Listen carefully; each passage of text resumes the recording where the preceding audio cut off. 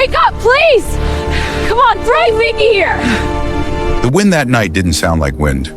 It sounded like something alive, something angry, something that wanted the world to stay still and frozen forever. Snow tore across the empty highway in violent waves, swallowing headlights, burying road signs, erasing the line between earth and sky. The storm had arrived earlier than predicted, fiercer than warned, and now it ruled the night without mercy. Most people were home, wrapped in blankets, watching the blizzard from behind safe windows. But Lena Brooks wasn't most people. Her boots crunched through fresh snow as she leaned into the wind, one hand gripping her thin coat shut, the other shielding her face. The cold bit through fabric, through skin, straight to the bone. Every breath burned her lungs. She had just finished a double shift at the roadside diner, the kind of place truckers stopped at and forgot the moment they left. The power had flickered 3 times that evening. Tips were bad. Her feet ached. And all she wanted was her bed and the small electric heater that only worked if you kicked it twice. This storm better not take the power, she muttered to herself, her voice snatched away by the wind the second it left her mouth. The parking lot was nearly buried already. Her old car sat under a growing blanket of snow, like it was trying to disappear. She dug into her pocket for her keys, squinting through the white blur. That's when she saw it. At first, she thought it was just trash, maybe a plastic bag or a piece of cardboard tumbling across the road. The storm had a way of turning everything into ghosts, but this shape didn't move. It lay half-covered near the edge of the highway, where the snow had begun to drift into deep, dangerous piles. Lena froze. Her brain tried to make sense of it, tried to be logical, tried to tell her she was just tired. But then the wind shifted for half a second, and she saw a hand, not a glove, a hand, bare, still. Her heart slammed hard against her ribs. "No, no, no, no," she whispered, already moving before the fear could root her to the ground. Each step toward the road felt heavier, the snow deeper, the wind more determined to shove her back. Her legs burned. Her eyelashes clung together with ice. She could barely see. When she reached him, she dropped to her knees so fast the cold shot straight through her jeans. A man lay on his side, half buried, his dark coat stiff with frost. Snow had gathered in his hair, along his shoulders, against his face like the storm was slowly claiming him. His lips were tinted blue, his skin was too pale. "Oh my God! Hey, hey!" She shook his shoulder gently at first, then harder. "Can you hear me? Sir? Hey!" No response. Her pulse roared in her ears louder than the wind. She pressed trembling fingers to his neck, praying she'd remember what to do, praying she'd find something. There, faint, but there. A breath she didn't know she'd been holding burst out in a shaky cloud. Okay, you're not dying. You are not dying on my shift. You hear me?" Her voice cracked, half panic, half disbelief. "I do not get paid enough for this." Somehow, fear and sarcasm had always shared the same space inside her. She hooked her arms under his and pulled. Nothing. He was heavy, dead weight.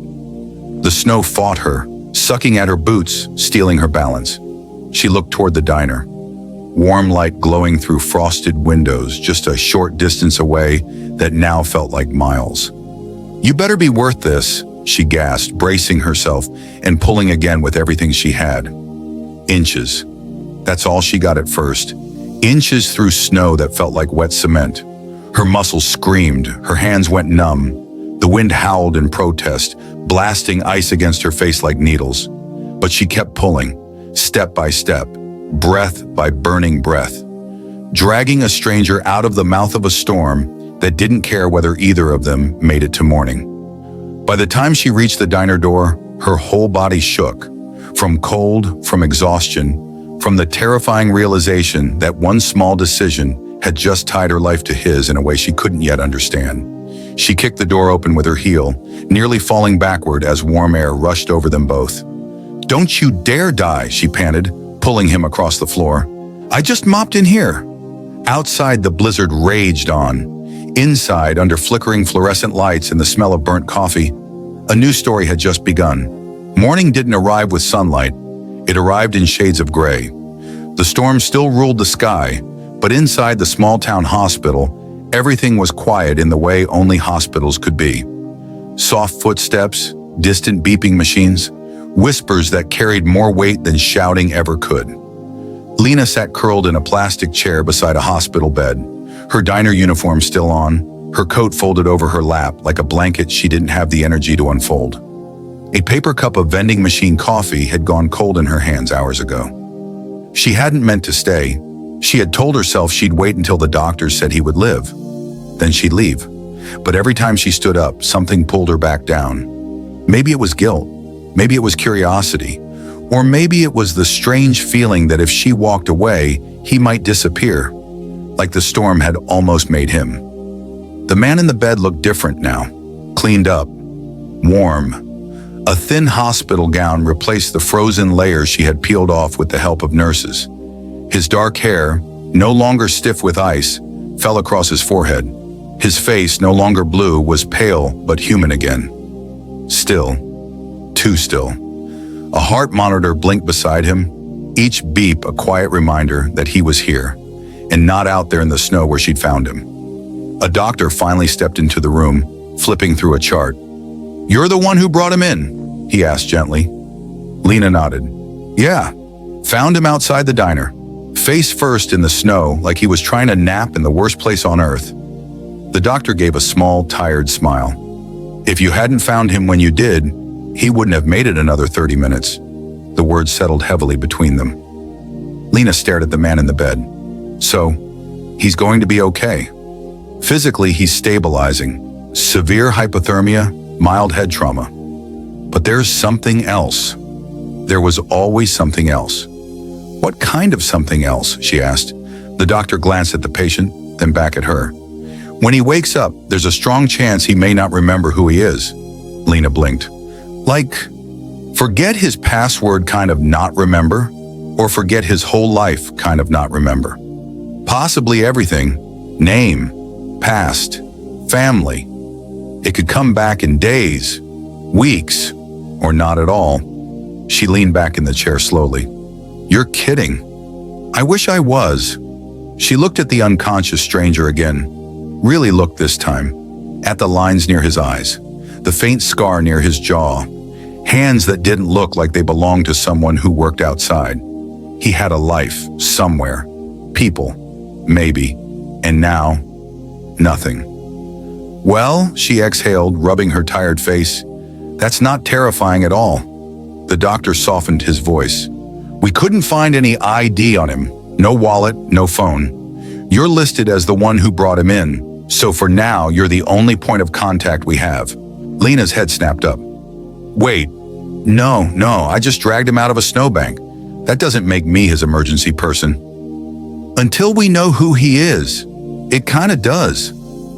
The weight of that settled on her shoulders like another layer of winter. Before she could argue, a soft, uneven sound interrupted them. A shift in the bed. Both of them turned. His fingers twitched.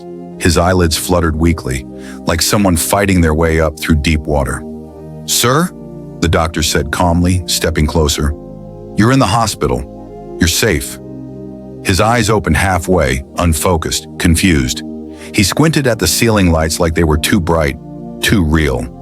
Then his gaze drifted, past the doctor, to Lena. She froze. There was something raw in the way he looked at her. Not recognition, but instinct. Like she was the only solid thing in a world that had just dissolved. His lips parted, voice dry and fragile. "Where am I?" "You're in Mercy General Hospital," the doctor said. "You were caught in the storm." The man swallowed slowly. His eyes never left Lena. "Who?" He struggled with the word like it weighed too much. "Who am I?" Silence filled the room. The doctor answered carefully. "We're hoping you can tell us that." Panic flickered in the man's eyes. Real, childlike fear. His breathing quickened, heart monitor beeping faster in response. Lena stood without realizing she had. Hey, it's okay," she said, stepping closer to the bed. "You're safe. You're not out there anymore." His eyes clung to her like an anchor. "I don't..." His voice shook. "I don't remember anything." She gave a small, crooked smile, the kind she used when life got too serious and she needed it not to be. "Honestly, same. I barely remember what day it is half the time. A faint, confused breath escaped him, almost a laugh, or the ghost of one. The tension in the room softened just a little. The doctor nodded, jotting something down. Memory loss confirmed.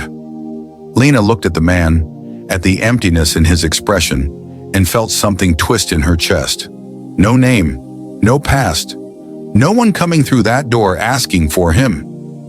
Well, she said gently, pulling a spare visitor badge off the counter and looking at it. Until you remember, we can't just call you Hey You. She thought for a second, then stuck the badge onto the blanket near his hand.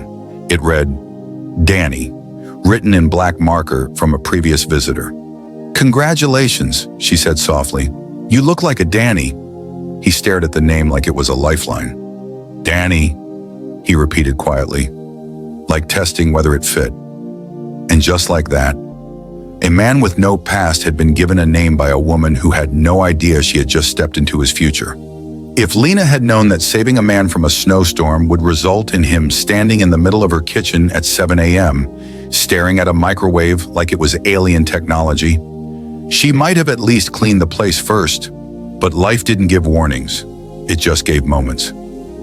Danny stood barefoot on the cold tile floor, hair messy from sleep, wearing an oversized sweater Lena had dug out from an old donation bag. The sleeves swallowed his hands. He looked less like a mysterious stranger now, and more like someone who had been dropped into the wrong life by accident. He was holding a cup of instant noodles, upside down. Lena walked in, still tying her robe, and stopped. Why are you interrogating my breakfast? He looked up at her with complete seriousness. I think it's broken. She blinked. It's soup. I pushed the numbers on the glowing box, he said, nodding toward the microwave, and it made loud noises, but nothing changed. She took the cup, turned it right side up, and sighed the sigh of someone who had accepted that this was her life now. You have to put water in it first, Danny. Oh, a pause. That feels like important information. She handed it back. Welcome to being human. There are steps. The microwave hummed to life, and Danny leaned closer, fascinated, like he was witnessing advanced science. Lena watched him from the counter, arms folded, trying not to smile. 3 days ago, she had dragged him out of a blizzard. Now he was frowning at rotating noodles. Life was weird. Does it always spin like that? He asked. Yes. Why? Because the world is confusing and nobody explains anything. He nodded slowly, accepting that as truth. The tiny apartment creaked as the heater kicked in. A tired metal clunk followed by a long wheeze. Danny jumped. What was that? The heater, Lena said casually. It sounds like it's dying. It's been dying since 2008. We just respect its wishes and let it suffer peacefully. He studied the ceiling like it might collapse at any second. Your home makes a lot of noises. She grabbed her mug. That's called being poor, Danny. The house sighs with us. He didn't laugh. He just looked at her. Really looked. Like she had said something important instead of joking. That was the strange thing about him. Even without memories, he listened like everything mattered. Later that afternoon, Lena took him outside for basic life training, as she called it. The snow had calmed, leaving the town buried in white silence. Cars moved slowly. People walked carefully. The world felt paused. Danny stood at the bus stop, staring at the posted route map like it was written in another language. So this thing just shows up? He asked. Eventually, Lena said. If it doesn't, we complain about it for the rest of the day. And we don't pay before we get on? We pay when we get on. That seems like a trust issue waiting to happen. She smirked. Welcome to public transportation. Nobody's happy, but we're all in it together. When the bus arrived with a loud hiss of brakes, Danny stepped back like it might bite him. Lena grabbed his sleeve and pulled him forward. Relax. It's just loud and smells like disappointment. Inside, he watched everything. The tired mom bouncing a baby on her knee, the construction worker asleep against the window, the teenager sharing earbuds with a friend. His expression shifted, not confused now, but thoughtful, quietly amazed. What? Lena asked. He shook his head. I think I've never noticed people before. She shrugged. That's because people are exhausting. But she saw it, the softness in his eyes, like he was seeing the world for the first time. Because maybe he was. That evening, they sat on the floor eating slightly overcooked pasta from mismatched bowls. The TV played an old game show rerun because Lena said it required zero emotional commitment. Danny laughed too hard when a contestant guessed the wrong answer. Not a polite laugh, a full, unfiltered, head-thrown-back laugh that filled the small apartment and made something warm settle in Lena's chest. "You okay?" she asked, smiling despite herself. "I don't know," he said honestly, "but this feels nice." She looked at him, at the man with no past, no name except the one she gave him, sitting cross-legged on her worn-out rug like he'd always belonged there. Nice wasn't a word she used for her life. Tiring, stressful, loud, sure, but not nice. And yet, here it was. Outside, the snow began to fall again, softer this time. Inside, two strangers shared cheap pasta, bad TV, and laughter that didn't know it was building something neither of them was ready to name. For the first time since the storm, Lena didn't feel like she had just saved someone. It felt like maybe someone had quietly stepped into her life and started saving parts of her too. There's a quiet kind of intimacy that doesn't announce itself. It doesn't arrive with grand speeches or dramatic music. It shows up in small kitchens, in shared silence, in the space between two people who are no longer strangers, but not yet brave enough to call it anything more. That's where Lena and Danny found themselves, somewhere in between. It started with her mother. Lena had tried to keep that part of her life separate, like if she didn't talk about it, it wouldn't feel so heavy. But one evening, as she sorted through a stack of unpaid medical bills at the kitchen table, Danny noticed the way her shoulders slowly folded inward. He didn't ask right away. He just sat across from her, quietly folding laundry the way she'd shown him. Each shirt a little uneven, but carefully done. "You do that thing," he said gently after a while. She didn't look up. "What thing?" "The thing where you pretend you're fine, but your eyes look like you're somewhere else." She exhaled through her nose. "You've known me for like 5 minutes. And yet," he said softly. She stared at the bills for a long moment before finally speaking. "My mom's sick, has been for a while. Treatments, medication, it adds up." She gave a small shrug. "So I work, a lot."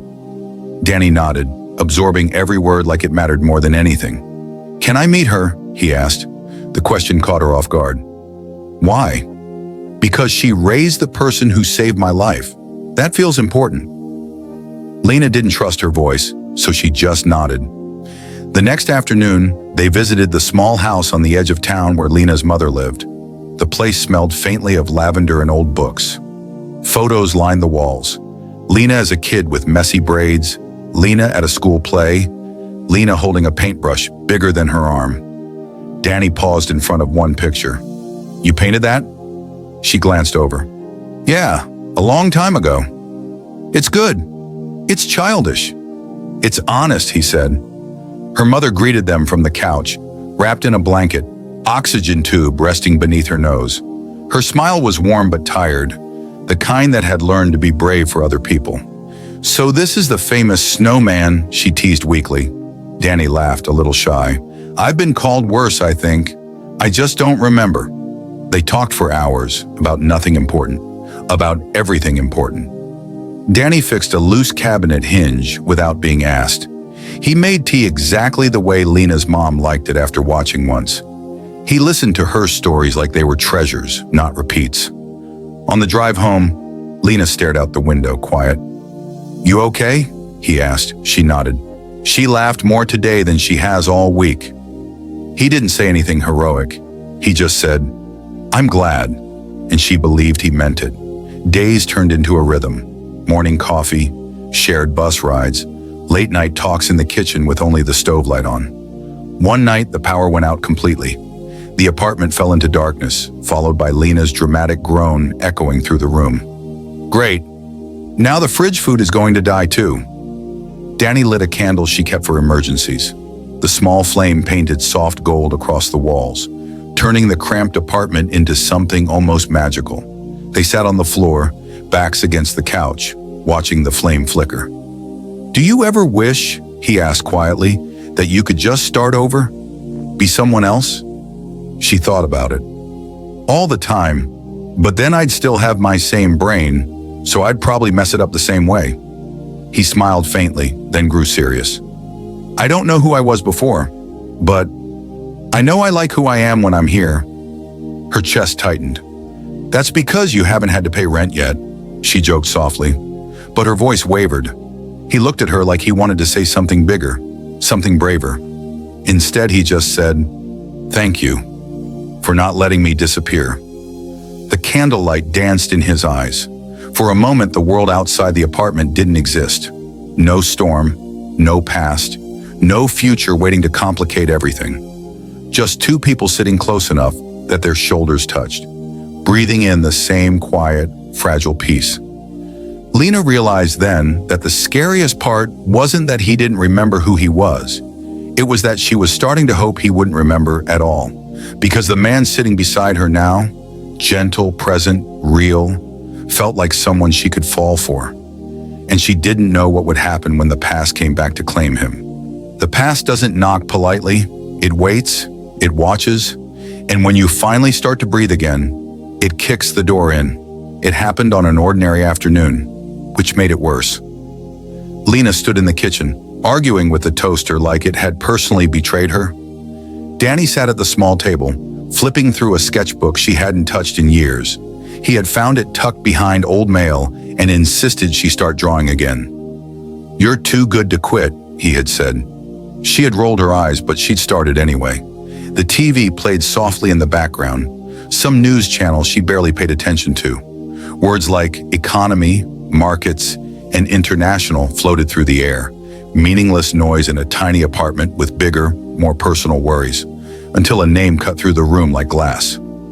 So still no confirmed sighting of missing tech billionaire Alexander Kane, who disappeared during last week's historic blizzard. Danny's hand stopped moving. The pencil slipped from his fingers and rolled across the table. Lena didn't notice at first. She was still wrestling bread out of the toaster with a fork, a terrible decision she made often. Kane, CEO of Kane Global Industries, was last tracked near the Northern Highway before the storm hit. Danny turned slowly toward the television. On the screen was a photo, a man in a sharp suit, clean cut, cold eyes, surrounded by cameras. The room shrank, the air thickened. "That's," he whispered. Lena looked over. "What?" But she already knew, because the face on the screen was his, not softer like now, not confused, not warm. This version looked untouchable, untired, unreachable, powerful. Danny stood up slowly, like his body no longer belonged to him. The sound of the news reporter faded under a rising rush in his ears. Images flashed behind his eyes. Glass buildings, long boardroom tables, a woman crying in an office doorway while he turned away. A private jet cutting through clouds, his hands gripping a contract while someone across from him looked defeated. He staggered back a step, grabbing the chair for balance. Lena rushed to him. Hey, what's wrong?" "I know him," he said, voice shaking. "I know that man." Her stomach dropped. "Danny." "No," he whispered, pressing a hand to his temple. "That's not my name." Silence filled the apartment, heavy, suffocating. The toaster popped behind them. Neither moved. "My name is..." He swallowed hard. "Alexander." The word sounded foreign in his mouth, like it belonged to someone else. Lena stepped back like the space between them had suddenly become fragile glass. "Alexander Kane?" she asked quietly. He nodded, horror dawning in his eyes. I think that's me." The room felt different now, smaller, colder. All the little moments, the laughter, the late night talks, the shared silence, suddenly felt like they were balanced on a lie neither of them had known they were living. A knock hit the door, sharp, heavy, official. They both froze. Another knock, louder. Lena's heart pounded. "Are you expecting someone?" "No." She walked to the door slowly, like she was moving through water, and pulled it open. Two men in dark coats stood there. Behind them, black SUVs lined the street like a scene from a movie that didn't belong in her neighborhood. "Mr. Kane," one of them said, peering past her. Relief washed over his face. "We've been looking everywhere for you." Lena turned back toward Danny. "No, Alexander. He looked like he might be sick." The man at the door continued, "Your board is in emergency crisis. The company's stock is unstable. We need to get you back immediately." Back, the word echoed. Back to a world Lena had never been part of. Back to a life where men wore suits instead of oversized sweaters and didn't struggle with microwaves. Back to a version of him that didn't need her. She looked at him, eyes searching. "Is this true?" He opened his mouth, then closed it, because the truth was all over his face. "Yes," he said finally, voice breaking, "but that's not who I am now." The man behind her spoke again, impatient.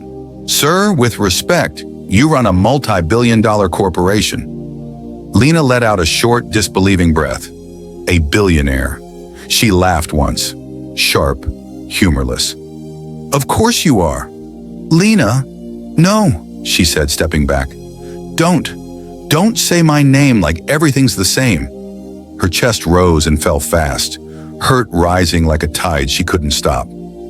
"I saved a stranger," she said, voice trembling. "I brought home a man who didn't know how to use a microwave, who thought bus maps were confusing, who sat on my kitchen floor eating burnt pasta."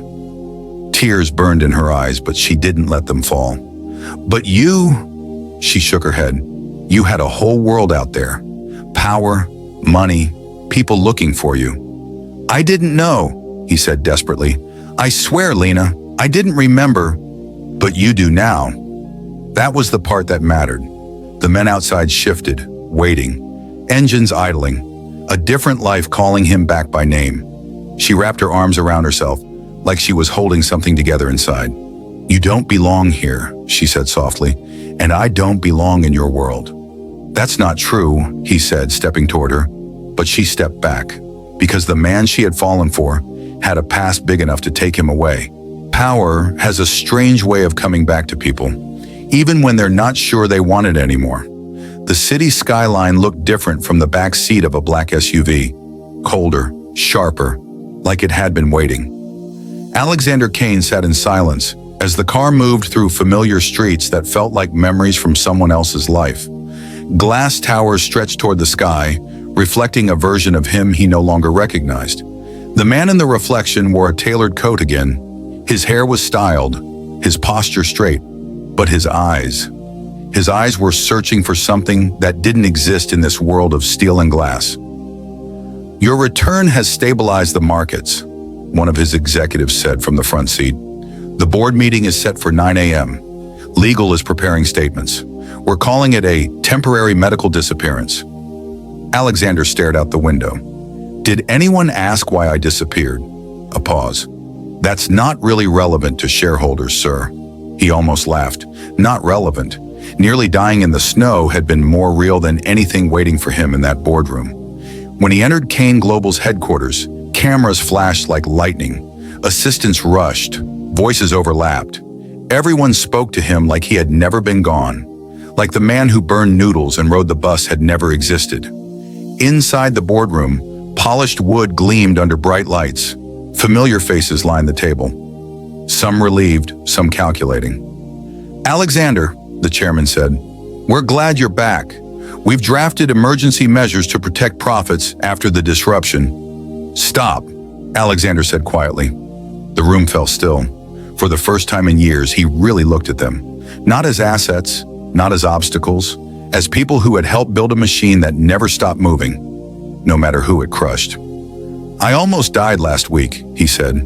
"Do you know what I remember most?" Silence. Not stock prices, not mergers. I remember a woman dragging me through the snow when she had every reason to walk away. The board exchanged confused glances. Alexander continued, voice steady now. "While I was gone, I lived in a one-bedroom apartment where the heater sounds like it's begging for retirement. I met a woman working 2 jobs to pay medical bills. I saw what our decisions look like. On the ground." The chairman cleared his throat. Alexander, this is exactly the time. He stood. I built this company to innovate. Somewhere along the way, we started extracting instead of helping, cutting instead of caring. A few board members shifted uncomfortably. I'm initiating a full internal audit, he said. Executive bonuses are suspended. We're redirecting funds into employee healthcare and community medical grants effective immediately. That will cost billions, someone snapped. Alexander met his gaze. Then it will cost billions. The room buzzed with protest, but he didn't waver. For the first time in my life, he said, I know what things actually cost. Hours later, headlines exploded across every news outlet. Billionaire CEO announces massive corporate reform after mysterious disappearance. But that wasn't the decision that mattered most. That evening, Alexander stood alone in his penthouse, a place of glass walls, city lights, and echoing emptiness. He looked around at the art he didn't remember buying, the furniture no one had ever relaxed on, the silence that felt nothing like Lena's small, noisy apartment. He picked up his phone, scrolled, paused on a contact saved simply as Lena. His thumb hovered. He didn't call. Not yet. Instead, the next morning, a quiet donation was processed through a private foundation, enough to fully fund a new wing at Mercy General Hospital. Under one condition, it would be named after the woman who had raised Lena. No press, no announcement, just impact. Because love, he had learned, wasn't about grand gestures the world could see. It was about doing the right thing, even if the only person who noticed never knew it was you. That afternoon, he traded the suit jacket for a simple coat. No driver, no security.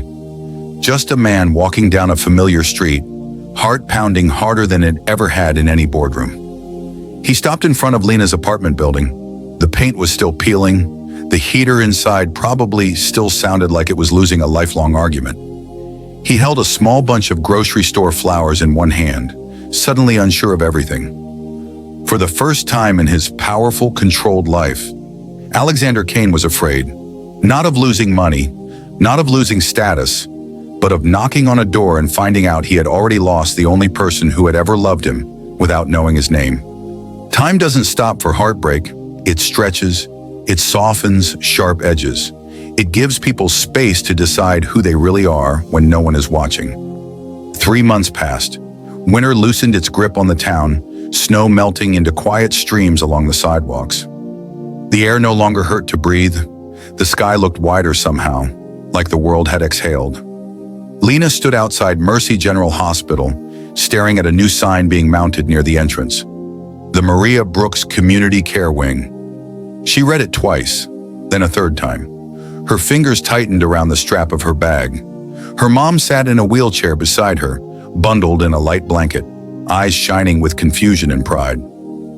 Did you know about this? Her mother asked softly. Lena shook her head. No, a nurse nearby smiled. Anonymous donor, covered the full construction and long-term treatment fund. Anonymous, but Lena knew. Not because he had told her, because that was exactly the kind of thing the man who learned to burn noodles would do. Not the man from the skyscraper. Her mom squeezed her hand. You always did bring good people into our lives. Lena swallowed past the tightness in her throat. Yeah, she whispered. One in a snowstorm, apparently. That evening, she walked home alone. The sky was painted in soft oranges and fading blue. The world felt gentle in a way it hadn't in a long time. When she turned the corner to her building, she almost didn't see him at first. He wasn't standing like a billionaire. No car, no suit, no security. Just a man in a simple coat, holding a slightly crooked bouquet of grocery store flowers, like he'd been debating throwing them away for the last 10 minutes. He looked nervous, terrified actually, like the storm was back, only this time it was inside him. She stopped walking. He stepped forward slowly. Hi. Her heart stumbled in her chest, but she kept her voice steady. Hi. A small, awkward silence stretched between them. I didn't know if I should come, he admitted. I figured you deserve time, space, a world without my complications in it. She crossed her arms, not defensive, just holding herself together. And yet, here you are. Yeah. He gave a soft, self-conscious smile. Turns out courage is easier in boardrooms than on sidewalks. She almost laughed at that. Almost. I heard about the hospital, she said. He looked down. I didn't do it for credit. I know. That was the problem. She stepped a little closer. Why did you really come back? He met her eyes. No power, no performance, just honesty stripped bare. Because the best version of me only existed when I was Danny, he said, and the only place Danny ever felt real was here, with you. Her breath caught. I can't pretend the other life doesn't exist, he continued, but I can choose who I am inside it. I can choose what kind of man I wake up as every day. A long pause settled between them, not empty, but full of everything they'd been through. You hurt me, she said quietly. I know, he answered, voice breaking. And I'll spend the rest of my life trying to be someone who deserves that second chance. The evening air carried the distant sounds of traffic, of life moving on around them. She looked at the flowers. Those are very uneven. I panicked, he admitted. There were too many options. She shook her head, a small smile finally breaking through. You still don't know how to choose vegetables either, do you? Absolutely not. Silence again, but this time it was softer. She stepped closer until there was barely space between them. Hi, he said gently. I'm Alexander.